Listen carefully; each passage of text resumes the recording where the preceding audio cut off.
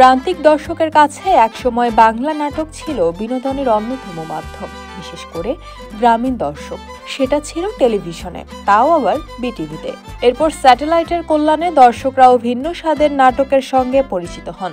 তবে এই মাধ্যমটির স্থায়িত্বও বেশি বছর হয়নি। নাটকের প্রচার স্থান দখল করে নিয়েছে অনলাইন প্ল্যাটফর্ম। বর্তমানে নাটক অনলাইন কেন্দ্রিক, বিশেষ করে ইউটিউব চ্যানেল।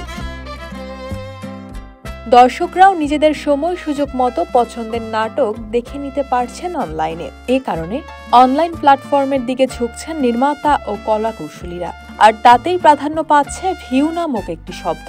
কারণ যত ভিউ তত টাকা। স্বাভাবিকভাবে ভিউকে টার্গেট করেই নির্মিত হয় নাটক। তবে ভিউ যখন লক্ষ্য হয়, তখন নাটক হয়ে যায় কন্টেন্ট।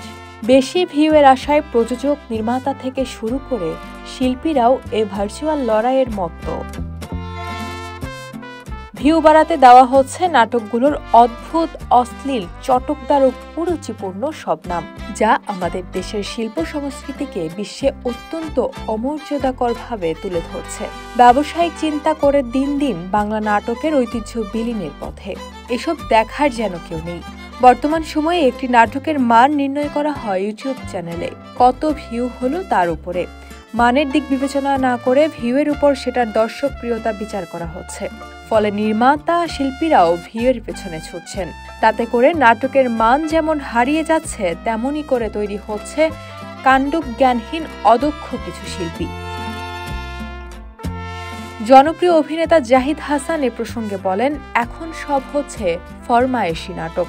একটা নাটক দর্শক গ্রহণ করলে চ্যানেলগুলো সে ধরনের নাটকটাই চায়। নতুন কিছু বানাবে সে চিন্তা নেই। একটা চরিত্র জনপ্রিয়তা পেলে সেই চরিত্রের রেশ ধরেই নাটক বানাতে হয়।